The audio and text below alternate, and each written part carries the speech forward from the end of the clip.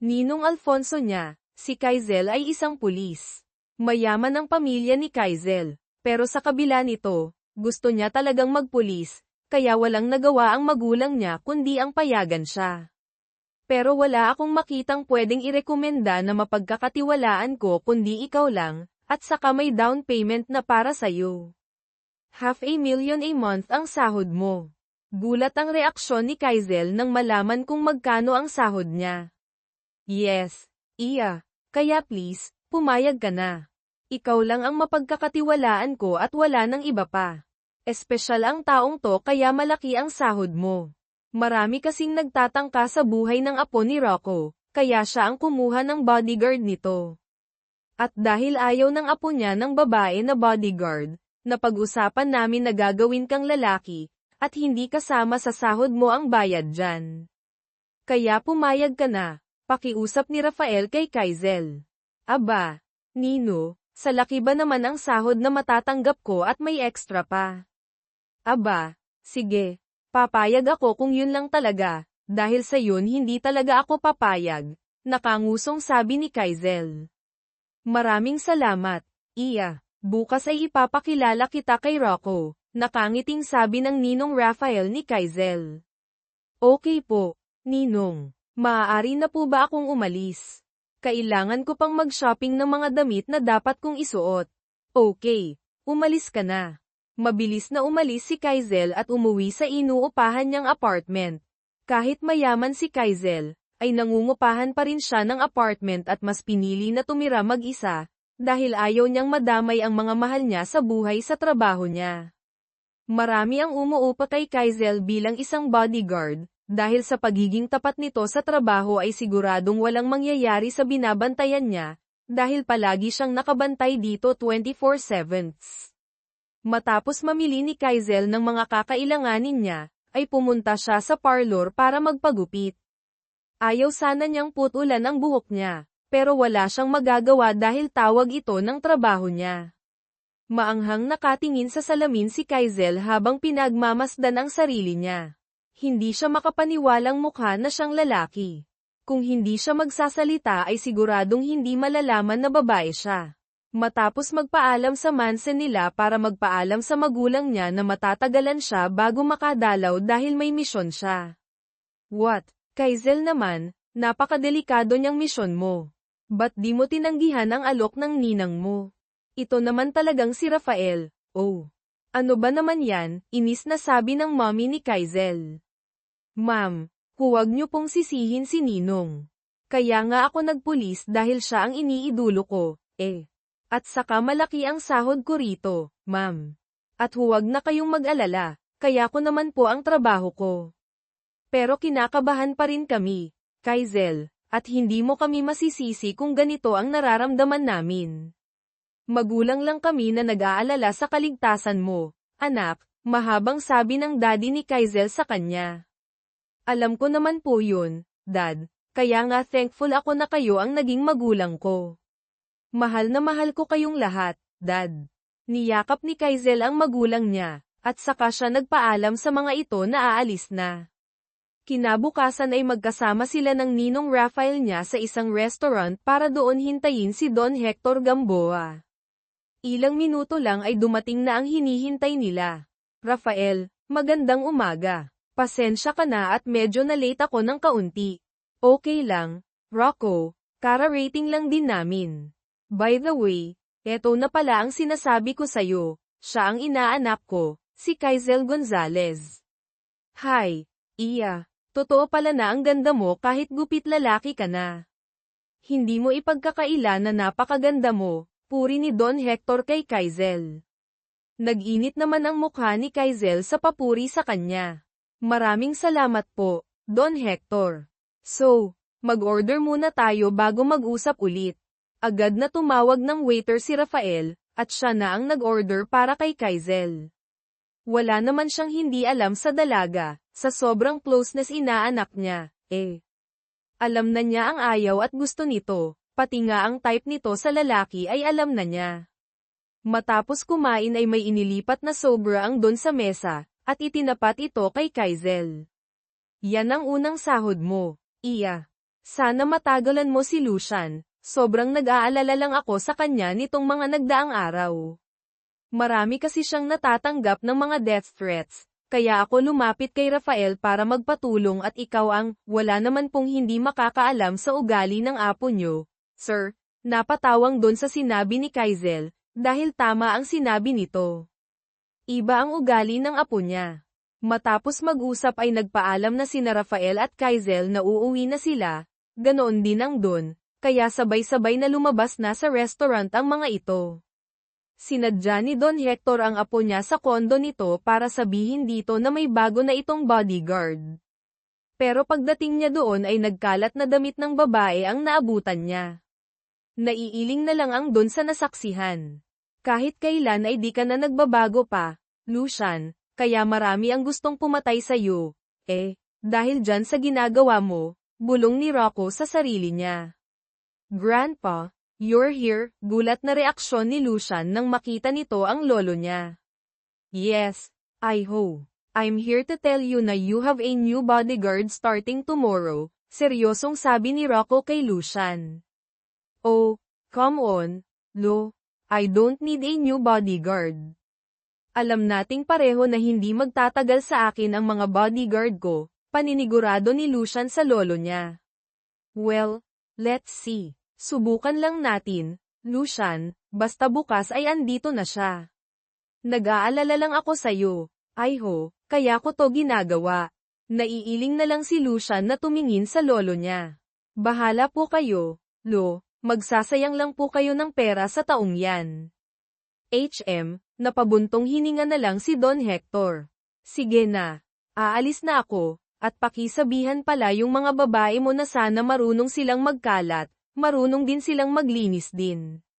Daig pa ng isang basurahan itong kondo mo sa sobrang kalat. I have to go. Nakangiti na naiilang na lang si Lucian sa lolo niya. Talagang ayaw nito sa mga babae niya, lalo na ang hindi marunong maglinis. Prangka ang lolo niya. At yun ang ayaw ng mga naging babae niya. Kinabukasan ay maagang naghanda si Kaizel dahil ipapasundo siya ni Don Hector. Nakakasual at may dalang baril. Sakto lang ang paglabas ni Kaizel dahil kara-rating lang ng sundo niya. Good morning, Manong, bati niya sa driver ng Don. Good morning din, sir, balik na bati nito sa kanya. Napaismed naman si Kaizel sa sinabi nito. First time niyang tinawag na sir. Gusto sana niyang matawa, pero baka mabuking siya nito. Sikreto pa naman ang pagiging babae niya, at ang Don at ninong niya lang ang nakakaalam sa totoong siya. Sa kondo na po ba ang diretsyo natin, Manong? Pinatigas pa ni Kaizel ang boses niya para hindi siya mahalata. Yes, sir. Nandun na si Sir Rocco, naghihintay na siya sa pagdating niyo, magalang na sagot ni Manong driver. Napaismed naman si Kaizel sa itinawag ng driver sa kanya. Nang makarating ay kaagad na bumaba si Kaizel at dala ang malita niya ay sumunod siya sa driver na pumasok sa kondo kung nasaan ang Don naghihintay sa kanya. Sakay sa elevator ay dinala sila sa last floor kung nasaan sina Lucian. Nang makatapat sa pinto ay agad na kumatok si Kaizel. Bumalik na kasi ang driver sa baba, inihatid lang siya nito sa tapat ng pinto. Finally you're here, nakangiting salubong ng Don sa kanya. Mahina lang ang boses nito dahil baka marinig siya ni Lucian. Ngumiti lang si Kaizel sa Don, at sumunod na siya rito pumasok. Inilibot ni Kaizel ang paningin niya sa loob. Hindi maipagkakaila na mayaman ang pamilyang Gamboa, dahil kondo pa lang nila ay hanep na. Maupo ka, hihintayin na lang natin si Lucian. By the way, dito ka na rin titira kasama ni Lucian, at huwag kang mag-alala, may day off ka every weekend of the week. Tumango lang si Kaizel at di na nagsalita pa. Nang lumabas si Lucian ay may kasama na ang lolo niya. Napatitig pa siya sa kasama nito. Para kasing hindi lalaki ang mukha nito, para itong half Korean dahil makinis na balat at sa napakagandang mata nito na para siyang tinutokso. The heck, mura ng isipan niya. Mabuti at nandito ka na. Maupo ka. Ipapakilala ko sa iyo ang bagong bodyguard mo. Ito ang apo ko, si Lucian Gamboa. Kilala mo naman siya, di ba? At Lucian, eto naman si Cassian, ito ang magiging bodyguard mo kahit saan ka magpunta. Magkano bang pinasasahod kay Kaizel o Cassian? Hindi mo na kailangan pang malaman ang sahod ko, sir. Kung gusto mo talagang malaman, pwede mo naman na tanungin ang lolo mo tungkol sa sahod ko. Hindi na kasi yan kasama sa magiging trabaho ko sa'yo.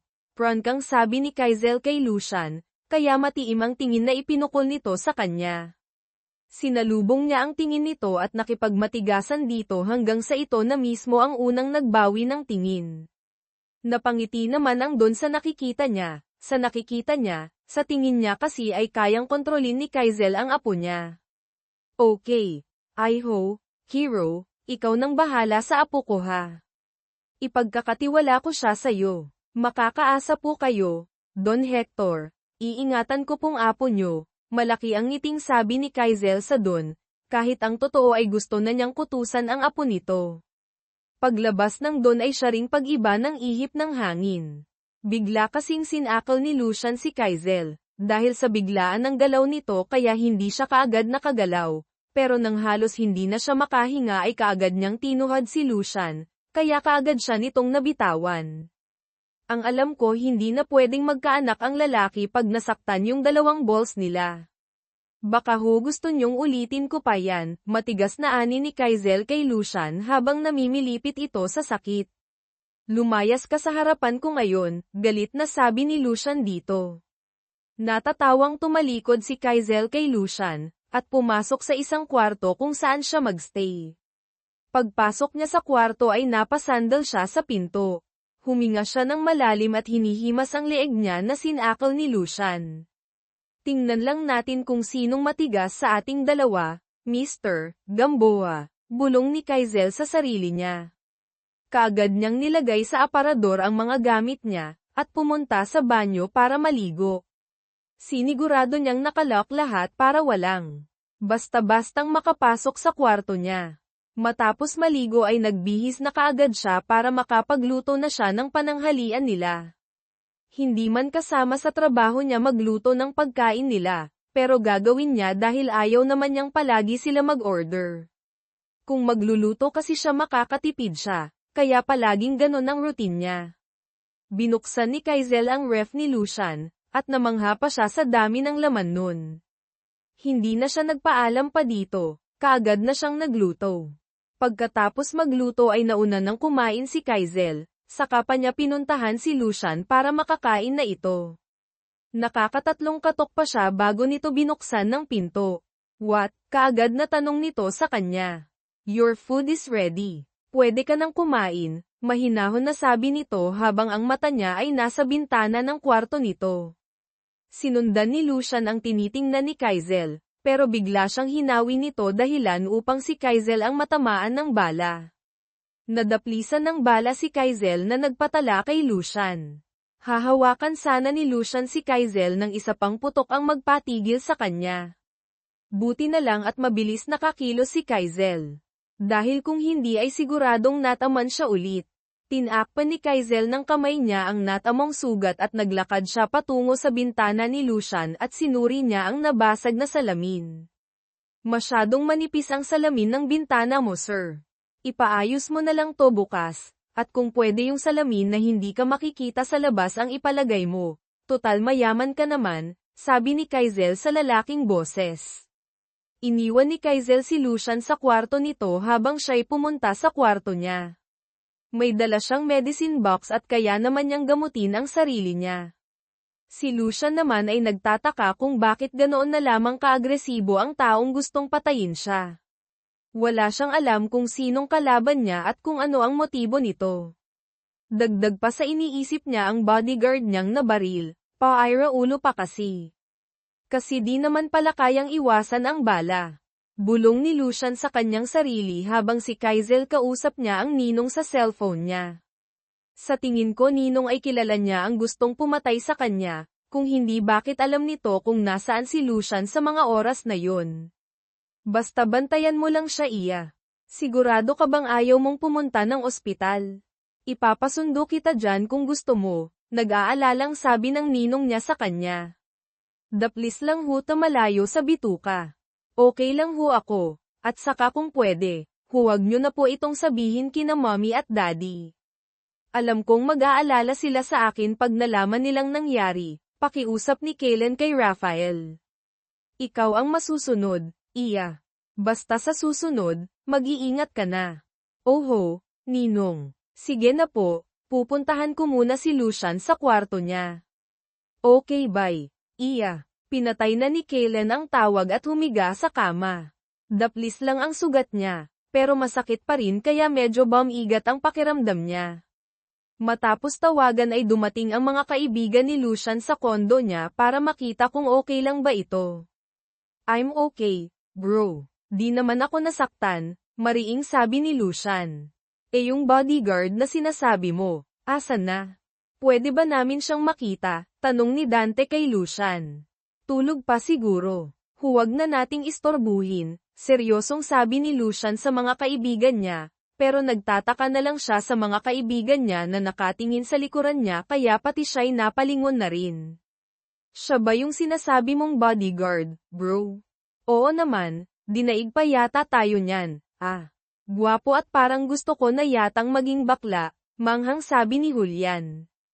Binatukan naman kaagad ni Dante si Julian habang napatawa naman si Sebastian at seryoso pa rin si Lucian.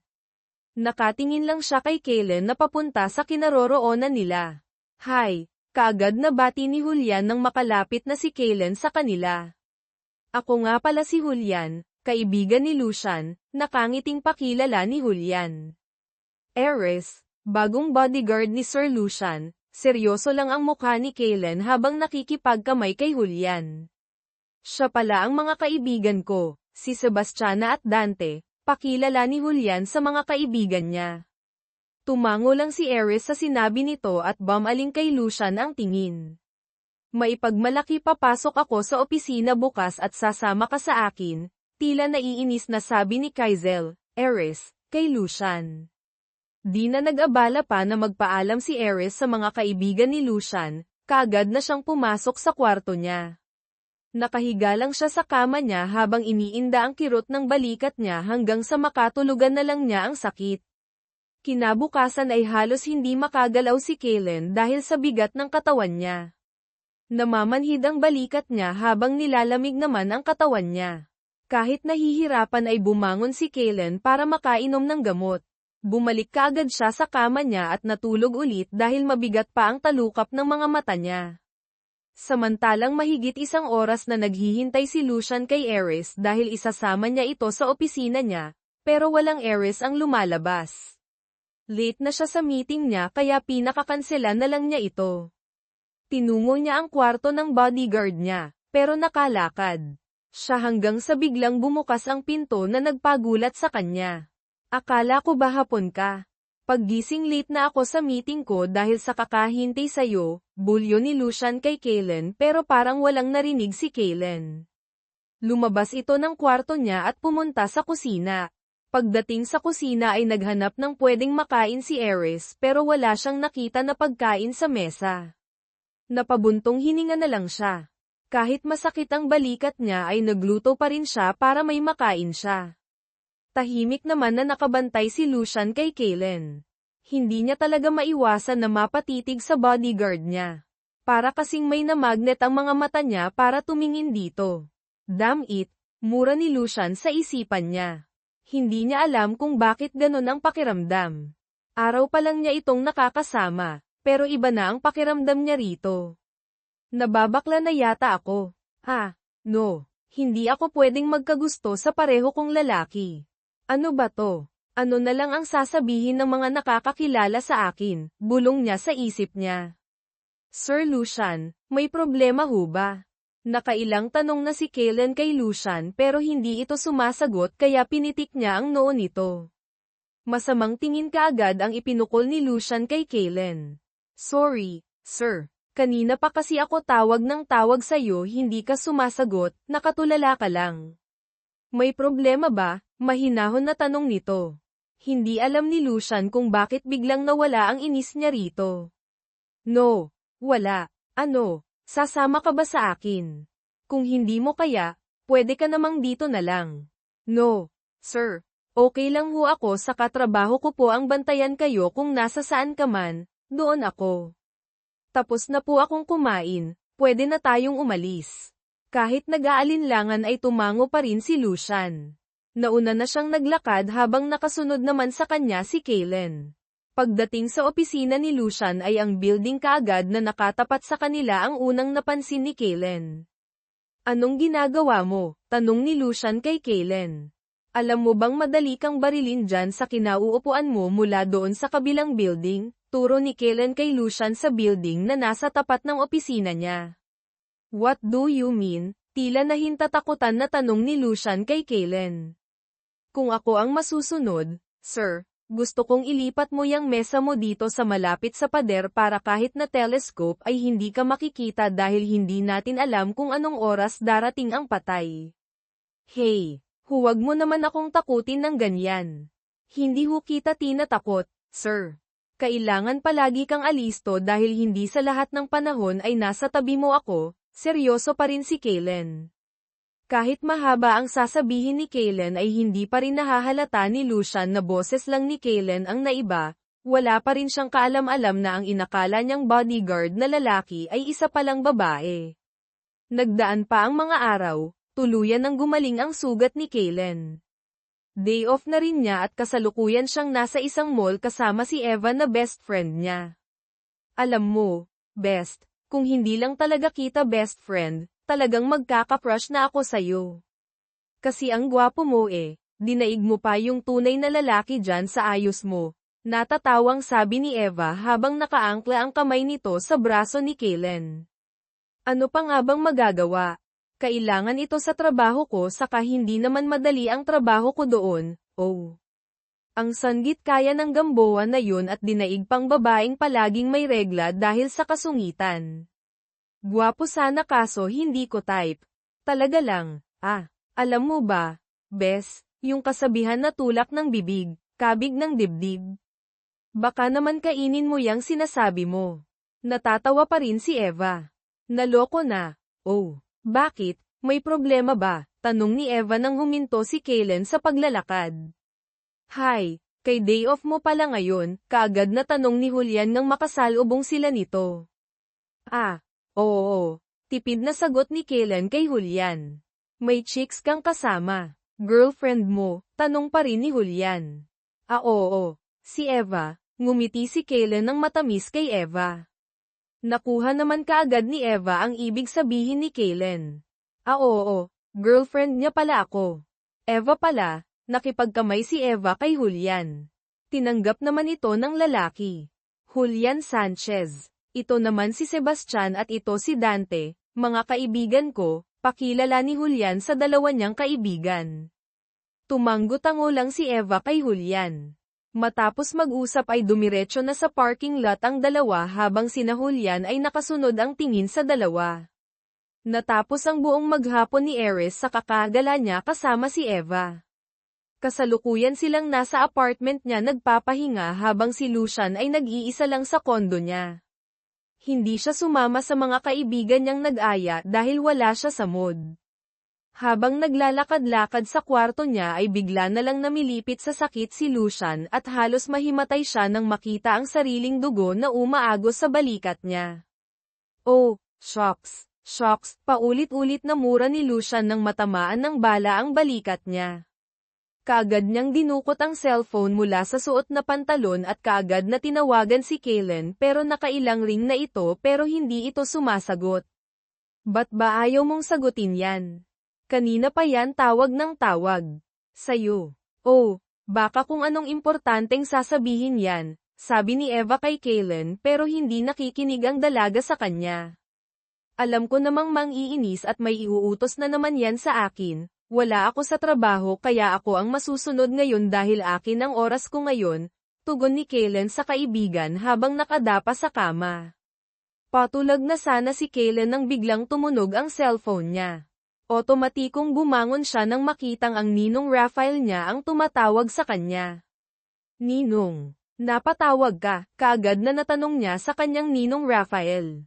Pumunta ka ngayon dito sa opisina dahil nasa ospital si Lucian, Nabaril siya sa kondo niya, diretsong sabi ng ninong niya sa kanya. Kaagad na nabitawan ni Kaylen ang cellphone niya dahil sa narinig. Bes, bakit? Anong nangyari? Kaagad na tanong ni Eva. Natulala pa kasi si Kaylen at nasa sahig na ang cellphone nito. Nang mahimasmasan si Ares ay kaagad niyang kinuha ang cellphone niya at lumabas ng kwarto habang nakasunod naman sa kanya si Eva. Ikaw na ang mag-lock ng pinto, Best, may importante akong lakad. Iniwan na kaagad ni Kaylen si Eva at hindi na hinintay pang makasagot ito. Dumiretso ito sa motor niya at pinaharurot. Halo-halo ang nararamdaman ni Kaylen habang nagdadrive. Hindi niya alam kung bakit siya nag-aalala ng husto rito, saka pa siya nagsisi kung bakit hindi niya ito sinasagot ng tumawag ito. Pagdating niya sa opisina ng ninong niya ay hindi na siya nag-abala pang kumatok, pumasok na kaagad siya dahil naghihintay na sa kanya ang ninong niya. Ninong, what happened? Kaagad na tanong ni Kaylen sa ninong niya. Ako ang dapat na magtanong sa'yo niyan, Kaylen. Ano na nangyayari? Bakit wala ka nang nabaril si Lucian? Alam mo bang na-disappoint si Rocco sa pagkakabaril ng apo niya na kahit tinatawagan ka na, hindi ka pa rin sumasagot? Alam mo bang dahil sa nangyari sa apo ni Rocco ay mawawala ng tiwala sa atin ang iba pang mga negosyante na kumukuha ng serbisyo natin, protesta na sabi nito. Nakayuko lang si Kaylen habang nakikinig sa sermon ng ninong niya. Alam niyang sisermonan siya nito kaya hinandaan niya ang sarili niya. Matapos sa sermon ay saka pa ang nagtanong si Ares kung saan dinala si Lucian. Matapos sabihin ng ninong niya ay di na siya nag-aksaya pa ng panahon, kaagad na niya itong pinuntahan. Pagdating sa ospital ay napakaraming bantay sa labas ng kwarto ni Lucian dahil sa kilala naman siya ng mga ito ay kaagad na pinapasok siya sa loob. Ang nakahigang si Lucian kaagad ang bumungad kay Kaylen pagpasok pa lang niya sa loob. Dahan-dahan siyang lumapit dito at umupo siya sa gilid ng kama nito. Patawad kung hindi kita nabantayan. Kung hindi ko sana inunang gumala ay wala ka sana dyan ngayon sa hinihigaan mo. Pasensya ka na kung hindi ko nagawa tungkulin ko para protektahan ka. Kahit naman masungit ka na dinaig mo pa ang babaeng may 1 buwan na regla amo pa rin naman kita at tungkulin ko na pangalagaan ang kaligtasan mo pero hindi ko nagawa. Sana mapatawad mo ako, Lucian, mahinang sabi ni Kaylen. Ngayon pa lang kita natitigan ng husto, nang umulan siguro ng kasungitan at kagwapuhan ay sinalo mo na lahat hindi ka man lang namigay.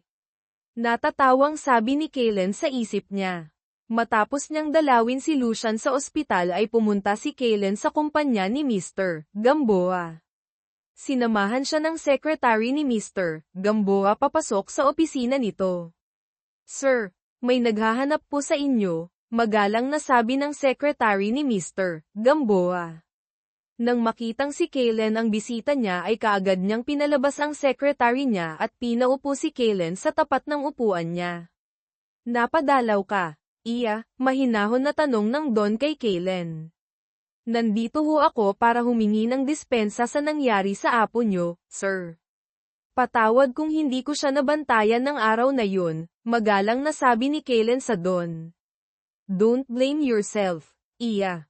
Naiintindihan kita. Alam kong day off mo yun kaya wala kang kasalanan sa nangyari sa kanya, mahinahon na tugon ni Don kay Kaylen. Maraming salamat ho, sir. Hindi na nagtagal si Kaylen sa opisina ng Don, matapos niyang sabihin dito kung ano ang pinunta niya ay bumalik siya sa ospital. Tulog pa rin si Lucian nang dumating siya. Alam kong masyado pang maaga para maramdaman ko, pero totoo Lucian, walang halong biro itong nararamdaman ko para sa'yo, hindi tayo pwede. Alam kong hindi ang katulad ko ang para sa'yo. Patawad pero ito na ang huling pagkikita natin. Hinalikan muna ni Kaylen sa noo si Lucian bago siya lumabas ng kwarto. Matapos magpaalam kay Lucian ay dumiretso si Kaylen sa kondo ni Lucian at kinuha niya ang mga gamit niya roon. Sa huling pagkakataon ay inilibot niya ang tingin niya sa buong kondo ni Lucian kung saan ito palaging nakatayo kapag iniinis siya nito. Sana huwag tayong magkita dahil ayokong umusbong ulit yung nararamdaman ko para sa'yo. Umalis si Kaylen sa kondo at bumalik sa apartment niya. 3 araw lang si Lucian sa ospital, pero sa loob ng 3 araw na iyon ay di niya nakita si Kaylen o mas kilala nitong si Cass Ian. Kahit nagtataka, hindi na lang siya nagtanong pa lalo na sa lolo niya, alam niyang tutuksuhin siya nito kapag nagtanong pa siya. Nagdaan pa ang mga araw at naging linggo hanggang sa naging buwan, tuluyan ang hindi nagpakita si Kaylen kay Lucian. Maging sa mga kaibigan nito ay palagi niya itong iniiwasan sa tuwing makikita niya ang mga ito habang naghahanap na naman ng paraan si Lucian kung paano makita ang bodyguard niya. Hindi niya alam kung nababaliw na ba siya dahil at hindi siya matahimik kung hindi niya ito makikita. Alam niyang mali dahil pareho silang lalaki, pero anong magagawa niya kung ang bodyguard niya ang hinahanap ng puso niya? May balita na ba kayo sa kanya? Tanong ni Lucian sa mga kaibigan niya nang dalawin siya ng mga ito sa opisina niya. Nagtatanong-tanong ako sa mga kakilala kong pulis, wala daw silang kilala na Kero ang pangalan na kasamahan nila. Nag-research na rin kami tungkol sa kanya, pero walang lumalabas, kaya mahihirapan tayong hanapin siya, seryosong sabi ni Dante. Ba't hindi mo na lang kaya tanungin si Lolo Rocco? Di ba siya ang nag-hire kay Cass Ian? Sigurado akong alam niya kung saan matatagpuan si Cass Ian. Alam nating parehas na hindi basta-basta nagtitiwala si Lolo unless kakilala niya o may nag-recommend sa kanya kay Cass Ian, mahabang sabi ni Julian. Tama, ba't hindi ko kaagad naisip yun? Kaagad na tumayo si Lucian at ang 3 niyang mga kaibigan. Sabay-sabay silang lumabas sa kumpanya, at pagsapit ay dumating na sila sa mansyon ng mga Gamboa. Kaagad naman silang sinalubong ng mayordoma sa mansyon na siya ring nag-alaga kay Lucian nung bata pa ito. Lucian, ay ho, mabuti naman at napadalaw ka rito. Ang tagal mo nang hindi pumupunta rito sabi ni Yaya Marina kay Lucian.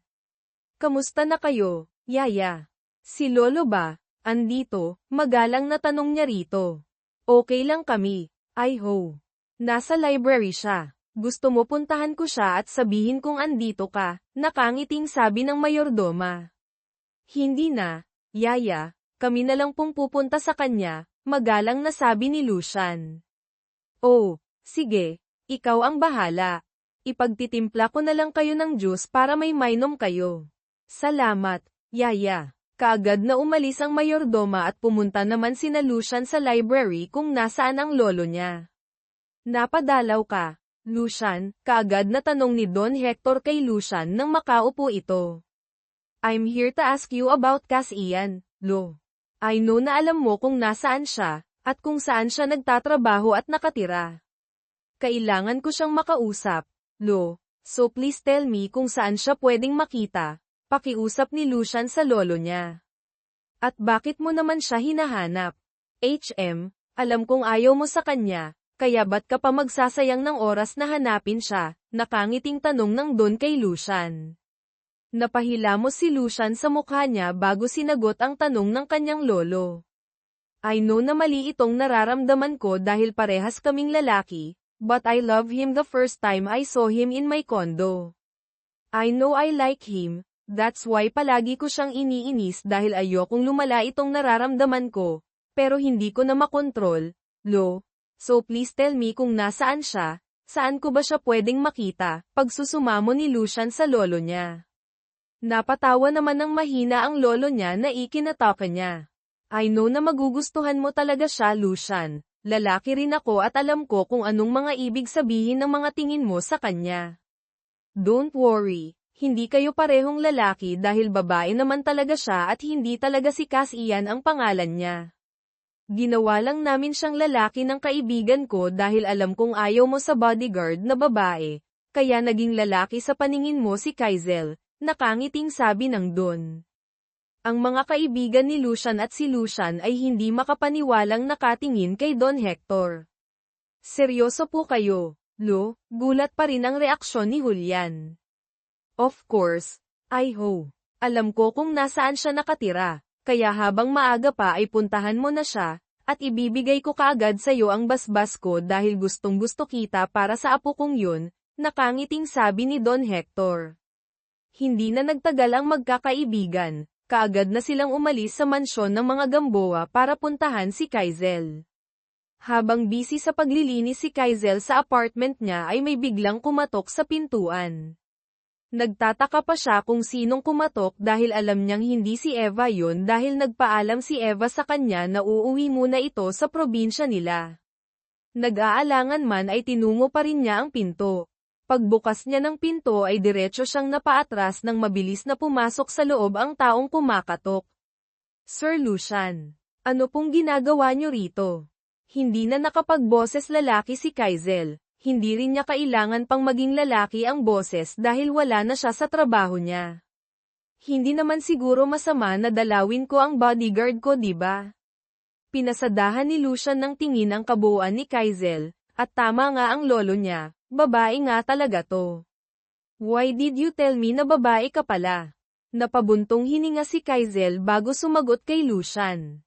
Sabi ng lolo mo ayaw mo ng bodyguard na babae kaya naging lalaki ang ayos ko para hindi mo ako ayawan. Yun lang po bang pinunta nyo rito?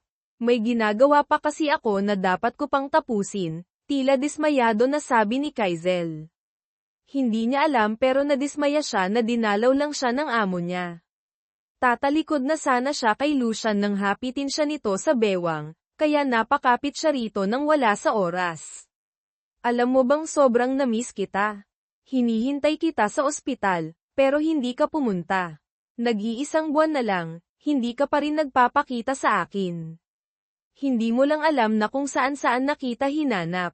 Gusto kong makita ka para sabihin sa'yo na mahal kita, mahal na mahal kita, Kaizel. Ikinulong ni Lucian sa bisig niya si Kaizel, habang hindi naman makagalaw si Kaizel dahil sa sinabi ng kanyang dating amo. Hindi niya alam kung anong sasabihin niya o dapat ba niyang sabihin dito ang totoong nararamdaman niya. Matapos siyang yakapin nito ay saka pa siya pinakawalan. Sir Lucian, mula ngayon ay Lucian na ang itawag mo sa akin, seryosong sabi ni Lucian kay Kaizel. Okay, Lucian, gusto ko lang linawin ang sinabi mo na mahal kita. Totoo ang sinasabi ko.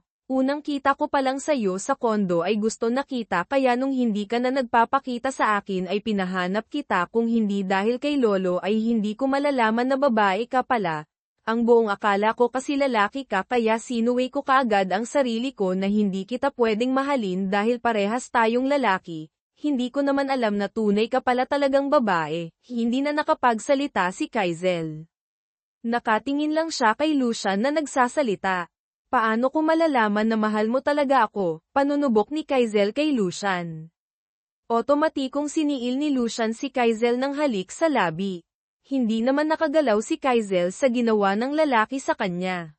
Nakatingin lang siya sa lalaki na nakapikit habang hinahalikan siya. Hindi ka pa rin ba naniniwala na mahal kita? Kaagad na tanong ni Lucian nang pakawalan nito ang labi ni Kaizel.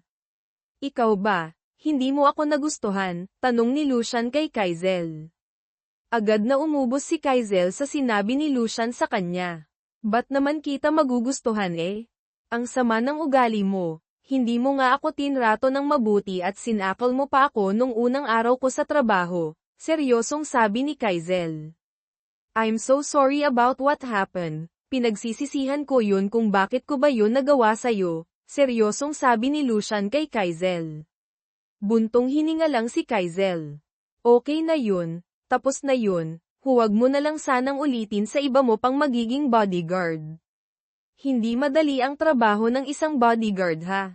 At kaya nilang ibuos ang buhay nila para lang maprotektahan ang amo nila. Ang mga kaibigan ni Lucian na nakikinig sa kanila ay tahimik lang habang pinagsasabihan ni Kaizel ang kaibigan nila. Ngayon lang nila nakita ang kaibigan nila na nagpakumbaba sa isang babae.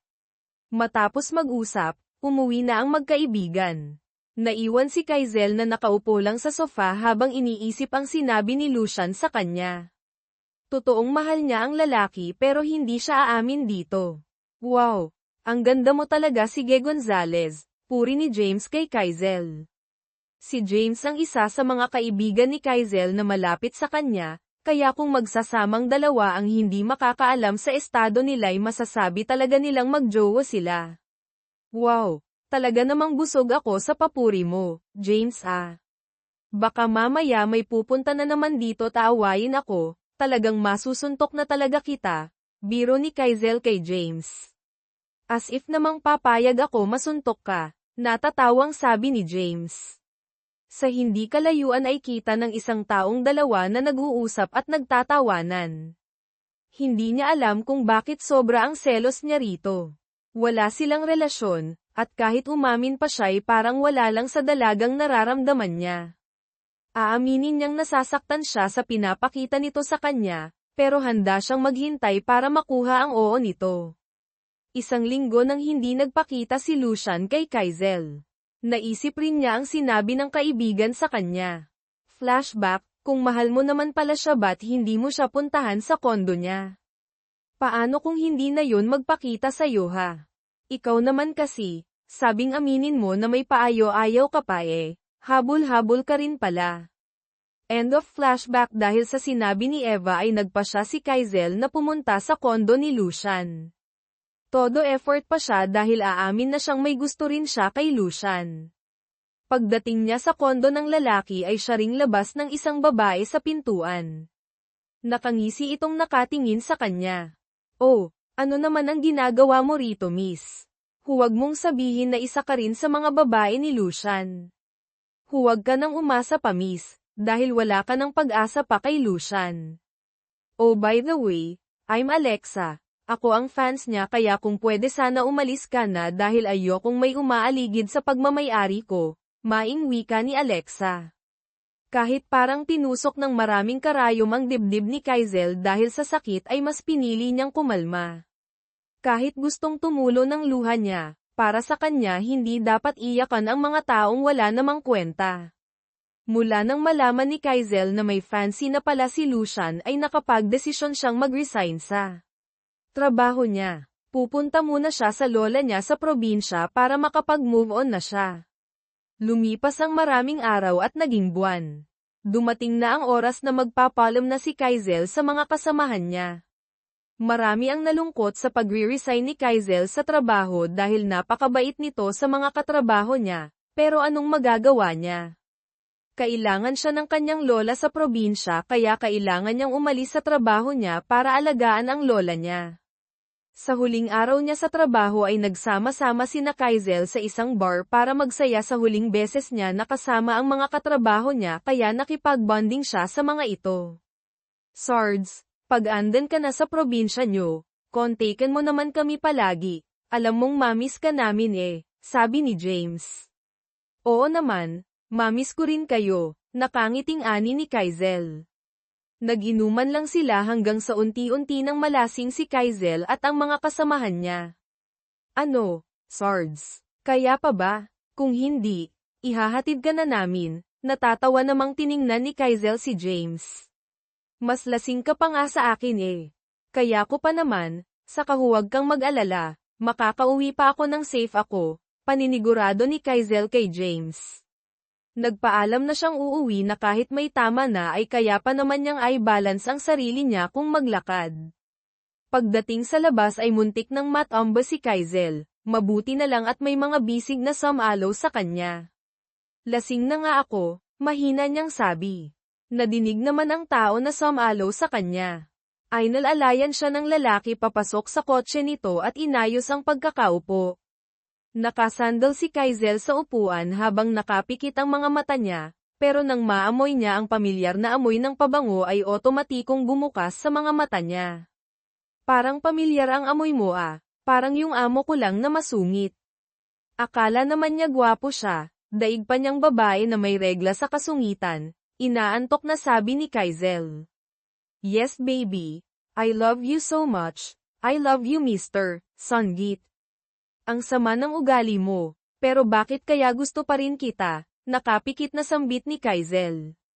Malaki ang ngiti ni Lucian habang inaamin ni Kaizel ang totoong nararamdaman nito sa lalaki. Kailangan lang pala kitang lasingin para umamin ka sa akin, hinaplos ni Lucian ang madulash na buhok ni Kaizel, at hinalikan nito sa noo. Hinubad niya ang suot niyang cut at inilagay sa balikat ni Kaizel. Inuwi ni Lucian si Kaizel sa apartment nito. Matapos niyang ayusin ang dalaga ay sinigurado niyang nakalock ng maayos ang bintana at pinto nito. Hinalikan niya muna sa noo at labi ang dalaga bago siya lumabas ng apartment nito. Kinabukasan ay 8:00 na nagising si Kaizel. Hinilat-hilit niya ang noon niya dahil masakit ito dahil sa dami ng nainom niya. Nagtataka pa siya kung paano siyang nakauwi sa apartment niya, pero hindi na niya ito binigyan pa ng pansin. Kahit nahihilo ay tumayo siya para magluto ng kakainin niya. 10:00 ang alis niya, hindi na niya kailangan pang mag-empake dahil tapos na niyang i-make ang mga gamit niya. 10:00 ng umaga ay dumating na ang driver nila para ihatid siya sa probinsya nila. Dumaan muna siya sa mga magulang niya bago siya tuluyang umalis. Habang busy si Lucian sa opisina niya ay biglang tumunog ang cellphone niya na kaagad naman niyang sinagot, "Sir, wala na hong tao rito sa apartment na sinasabi niyo." Iyon kaagad ang narinig ni Lucian sa kabilang linya. Napatayo si Lucian sa kinauupuan niya habang kausap pa rin ang inutusan niya. Nagtanong ka ba sa mga kapitbahay niya sa mga posibleng nakakakilala sa kanya? Opo. Ang sabi nitong katabi niyang apartment ay kinuha daw ng isang sasakyan si Ma'am Eris at may dala raw itong 2 malita, sagot pa rin ang tauhan ni Lucian. Pinatay na niya ang cellphone at napahilamos na lang si Lucian sa mukha niya.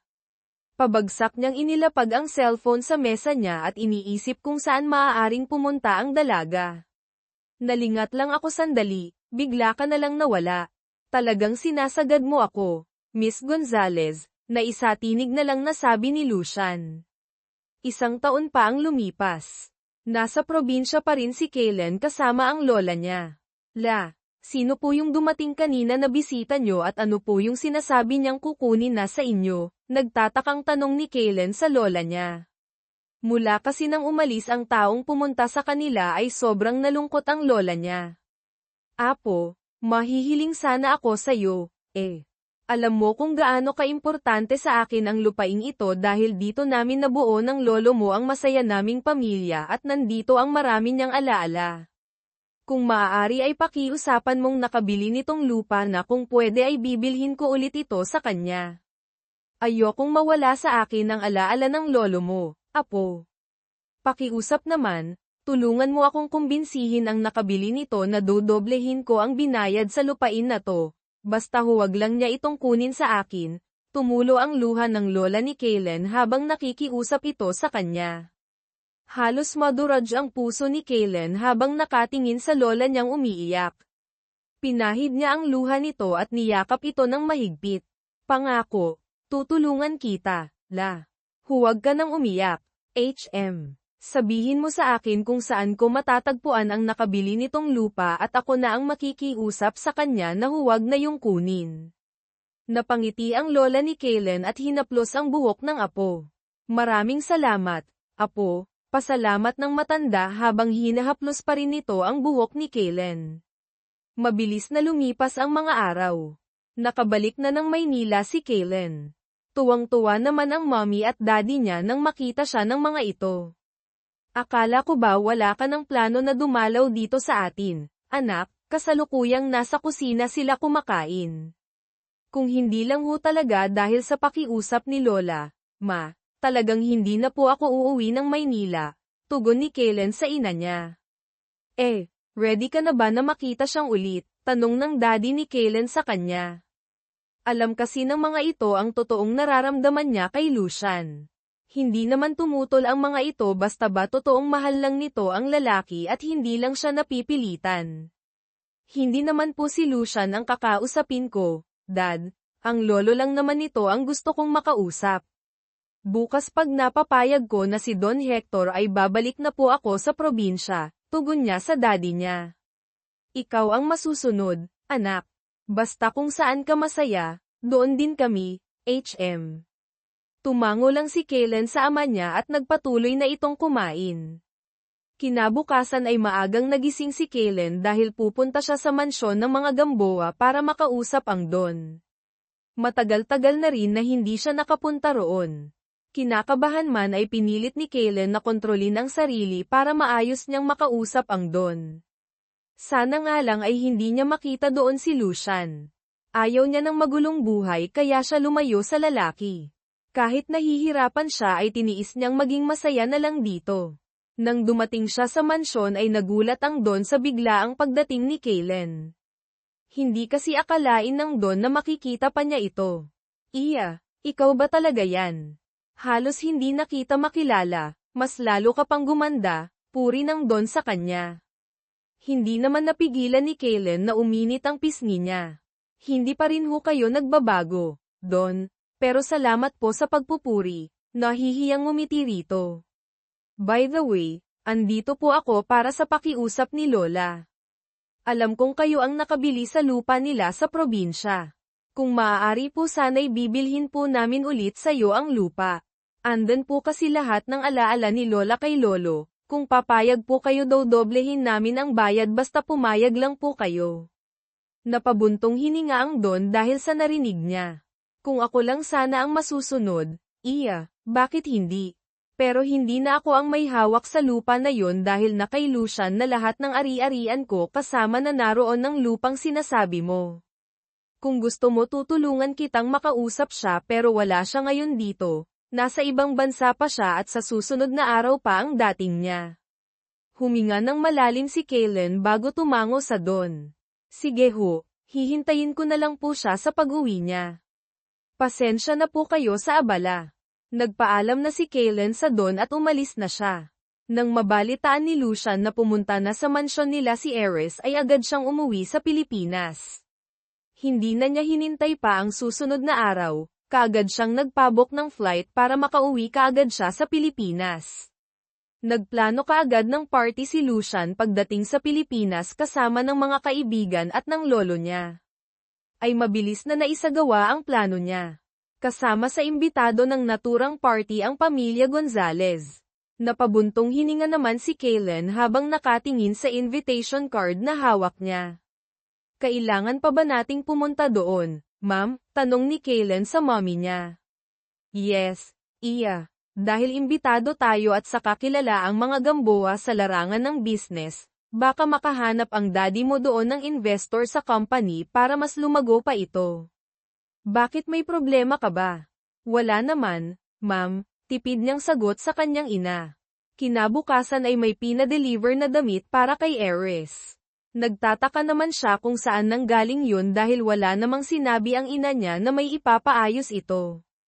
Sobrang ganda ng gown at alam niyang mahal yun, hindi basta-basta ang naturang gown dahil gawa ito ng isang sikat na designer at ang mga maliliit na diamonds na nakadikit dito.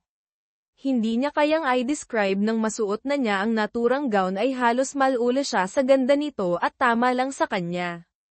Naglagay lang siya ng konting makeup sa mukha niya, hindi na siya nag-abala pang pumunta sa parlor dahil kaya naman niyang ayusan ang sarili niya. Napapalakpak naman si Nero nang makita ang kapatid niya sa ayos nito.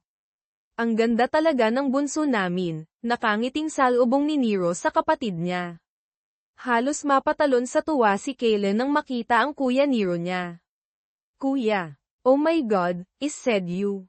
Natatawang niyakap ni Nero ang kapatid niya. Of course, bunso, dahil ako ang escort mo ngayong gabi. Gusto kong makita kung gaano kakasaya ngayon kaya umuwi talaga ako para samahan ka. Malaki ang ngiti nitong pinagbuksan ng kapatid ng pinto. Ano ba yung pinagsasasabi mo?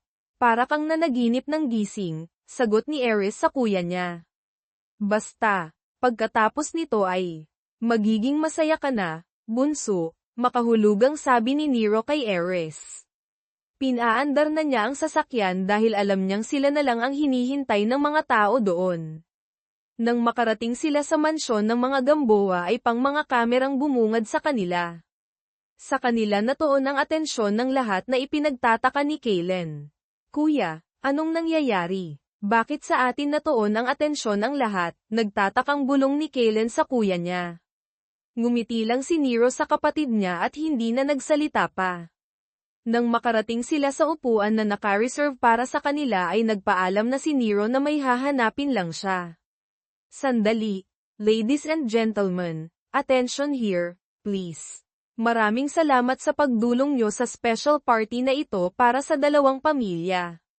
Alam kong nagtataka kayo kung ano bang okasyon at may ganitong party ang mga Gamboa, Nagsasalita pa ang MC habang nagpalingga-lingga naman si Kaylen kung saan na ang kuya at ang mommy at ang daddy niya. Hindi na namalaya ni Kaylen na tapos na pala ang MC magsalita, bigla na lang namatay ang ilaw at natuon ng spotlight sa taong umaakyat sa stage.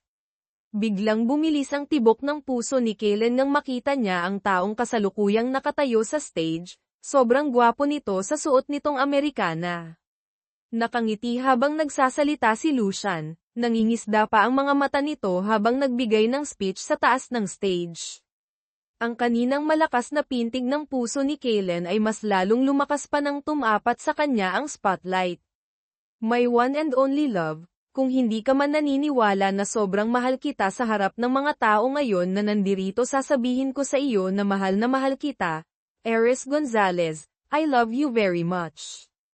Hindi ko kayang mawala ka sa tabi ko. Tama ng 1 taon na tiniis natin ang isa't isa, bumaba si Lucian sa stage at pumunta sa kinaroroonan ni Kaylen. Halos maiyak naman si Ares sa ginawa ni Lucian. Miss Gonzalez, I know parehas tayo ng nararamdaman. Pwede bang humiling sayo? Can you be my girlfriend? Napatakip si Kaylen sa mata niya hanggang sa tuluyan ng tumulo ang luha niya. Natatawang pinahid niya ang luha at tumayo siya. Sino ba naman ako para tanggihan ang gusto ng puso ko? Sa harap ng mga taong nandito, aaminin kong mahal kita at sinasagot na kita, naiiyak na ng tuluyan si Kaylen. Nagpalakpakan naman ng mga tao sa paligid maging si Don Hector at ang mga magulang ni Kaylen at kuya niya ay pumalakpak na rin dahil sa tuwa. Nagkikislapang mga kamera at palakpakan ng mga tao ang mas lalong nagpaingay. Ang iba'y kinikilig sa nakita nila, nagbubulungan at ang iba'y nagkanya-kanyang kuha ng picture sa dalawa. Niyakap ng mahigpit ni Lucian si Kaylen at siniil ito ng halik. Walang alinlangan na tinugon ni Kaylen ang halik nito habang nakayakap pa rin siya kay Lucian. Bakit ba hindi ka pa rin nagsasawa na mahalin ako kahit lumayo na ako sayo? Mahinang sabi ni Kaylen habang nakasandal sa dibdib ng nobyo niya. Dahil mahal kita at kahit saan ka pa magpunta mahahanap pa rin kita dahil hindi ko kaya nawala ka. Sobrang mahal kita. Akala ko noon ay hindi mo ako mahal pero nung nalasing ka sa isang bar at sinabi mo sa akin na mahal mo ako kahit nakapikit ka sobrang saya ko na nun. Agad na palinggan si Kaylen kay Lucian na nanlalaki ang mga mata. Ibig mong sabihin na inamin ko sa yung mahal kita. Tumanggo-tango si Lucian habang nakangiti sa nobya. Kaya nga palagi kitang pinapasando sa probinsya, kaya ka na pinapasando kita doon at pinapabantayan, pasensya ka na pero ayokong may umaaligid sa pag-aari ko dahil sa akin ka lang at hindi para sa kanila, seryosong sabi ni Lucian kay Kaylen. Natatawang niyakap ni Kaylen si Lucian. Sayong-sayo lang ako, Lucian. Ikaw lang naman ang minamahal ko ng ganito saka ikaw pa lang ang boyfriend ko no kaya huwag ka nang mag-alala dahil sayo ko lang binigay ang puso ko at hindi na totoong makukuha ng iba. Talagang hindi na dahil pakakasalan na kita para mapanatag na ako saka nakausap ko na sina mommy at daddy mo pati ang kuya mo maging si Lola, nakausap ko na sila at ikaw na lang talaga ang kulang. Nanlaki ang mga mata ni Kaylen na ikinatawa ni Lucian. Papakasal ka ba sa akin? Tanong kaagad ni Lucian kay Kaylen. Bakit wala na bang umaaligid sa'yo na kaya kang ipapatay mabawi ka lang? Seryosong sabi ni Ares. Nasa jail na si Alexa at yung sinabi niya sa'yo kalimutan mo na yun. Ni minsan ay walang nangyari sa amin kaya huwag kang mag-alala hindi na siya makakapanggulo pa sa atin, seryosong sagot ni Lucian.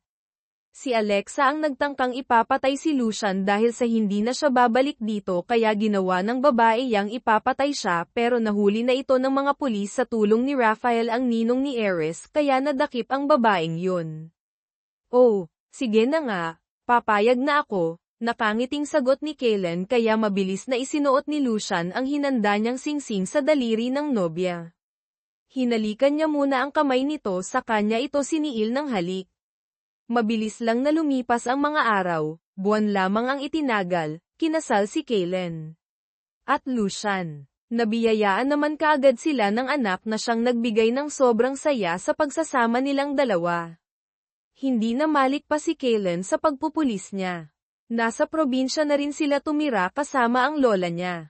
Malaki yung pasasalamat ni Kaylen sa asawa niya na pinagbigyan siya nito na sa probinsya sila titira. Naging duwag man siyang aminin sa asawa niya noon na mahal niya ito, hindi naman siya nito sinukuan at talagang ginawa pa nito ang lahat mapasagot lamang siya. Ang sarap ng ngiti ng asawa ko nakayakap si Lucian sa likuran ni Kaylen habang nanunood nila ang maliwanag na buwan. Iniisip ko lang kung sinukuan mo ako noon, siguro wala tayong kasiyan ngayon. Salamat sa walang sawang pagmamahal mo sa akin. Salamat din at dumating ka sa buhay ko. May bodyguard noon, may wife na ngayon. I love you so much, wife. Kayo ni Cassian ang naging buhay ko at ikaw ang naging lakas namin ang anak mo.